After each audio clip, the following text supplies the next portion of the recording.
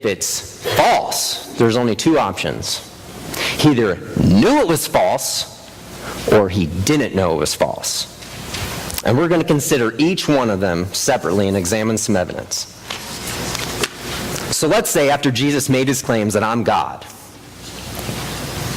and he knew that it was false, Jesus would be a liar. And if he was a liar, he'd be a hypocrite.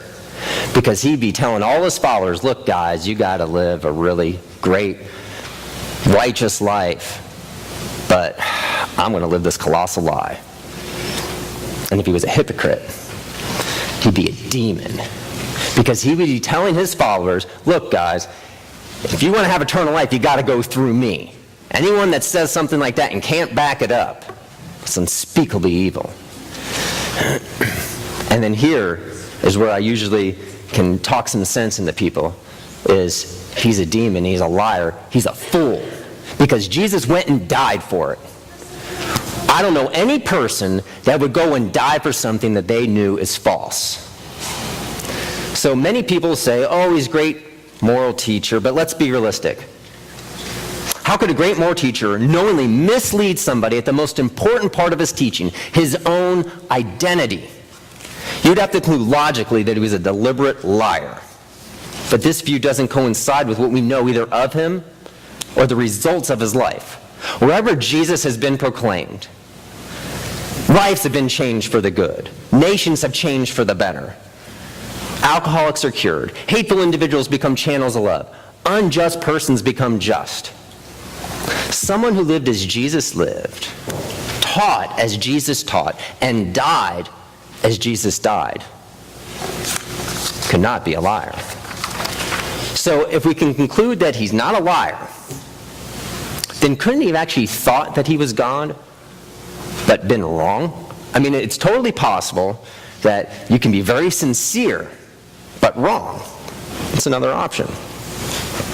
But we must remember, for someone to think himself God, especially in a monotheistic culture where they only believed in one God, and then to tell others that their eternal destiny depended on believing in him, it's no light flight of fantasy, but it'd be the thoughts of a lunatic in the fullest sense.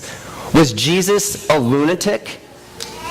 Someone who believes he's God sounds like someone today saying, hey, I'm Napoleon. I'm just awesome. He'd be deluded. He'd be self-deceived. Most likely you would find somebody like that in a mental institution, and he'd be very disturbed, and he'd be have to locked up because they don't want him hurting himself or even others. Yet in Jesus, we don't observe these immoralities or imbalances. Jesus kept it together. He was consistent the whole time. So if he was truly a lunatic, it'd be amazing that he could keep his poise that well. So in light of other things we know about Jesus, it's hard to imagine that he was mentally disturbed. He spoke some of the most profound things, did some of the most amazing miracles.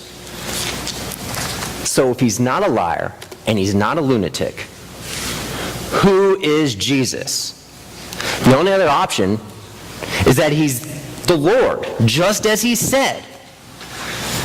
When I discuss this with other Jews, for those of you who don't know me, I'm 100% blood Jew. I talk with a lot of Jews. And they tell me Jesus, yeah, he's a great moral guy, prophet, man, lived a great life. And I go and I share with them what Jesus said. And they know what Jesus said. You know, I say, look, he said he was God. And I ask them the question, okay, well, was Jesus lying? They're like, well, no, he's not a liar. Okay, well, is he a lunatic then? Of course not. He's a great guy. Okay, well, then is he God? And before I can get out another breath, they go, absolutely not. Yet one only has so many options. If you look on the other side of your bulletin, I included this slide for you guys. It basically gives you the three options. You have option one. Jesus knew it was false. And if it was false, then he was a liar. If he's a liar, he's a demon. If he's a demon, he'd be a fool because he went and died for it. You have option two. Jesus didn't know it was false. That means Jesus is a lunatic. And you have option three. Jesus is Lord.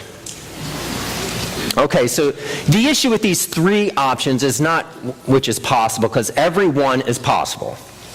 But the question is, which one is more probable? Who you decide Jesus is not some little idle intellectual exercise. You cannot put him on the shelf as a great moral teacher. Jesus did not give us that option. He said, I am God. Either Jesus is a liar, he's a lunatic, or he's Lord. John 20:31 says, but these have been written that you may believe that Jesus is the Christ, the Son of God. And more important, that believing you might have life in his name. So the evidence, it's clearly in favor of Jesus as Lord. But some people, they don't want to face up to the implications of that. That means that they would have to change. God forbid they have to change. They don't want to do that. They don't want to have the responsibility of changing. So, next slide, please. You can go to the next one now. Is Jesus a liar? Is he a lunatic? Or is Jesus Lord? Just as he claimed. And if he is Lord just as he claimed, do you live it? Now, I don't know if you guys noticed, I'm fairly passionate at this. And the reason I'm so passionate is because we don't know when we're going to die. That's a good way of saying it. And I want to share with you a story how I'm supposed to be dead, yet God allowed me to live, and I firmly believe He allowed me to live so I can go and teach others and share what God has given me to other people. Many of you guys know that I play tennis. I love it, man. I'm addicted to it. You might see me in town in Fisher at the court. People travel to come hit with me so I can train them to be really good tennis players. God blessed me so much, He allowed me to get a full tennis scholarship for college. Love tennis. And when I was in college, I was playing this huge tennis tournament. And it was 110 degrees out, hot and humid. And we were in Kentucky. And I was on my 8th match of the day. I was playing in singles and doubles, and I was in the finals of both. I kept winning. And they kept playing it because they couldn't play the next day. And so I was on the court a really long time, probably over 10 hours, maybe 13 hours. And there I was in the finals of the singles.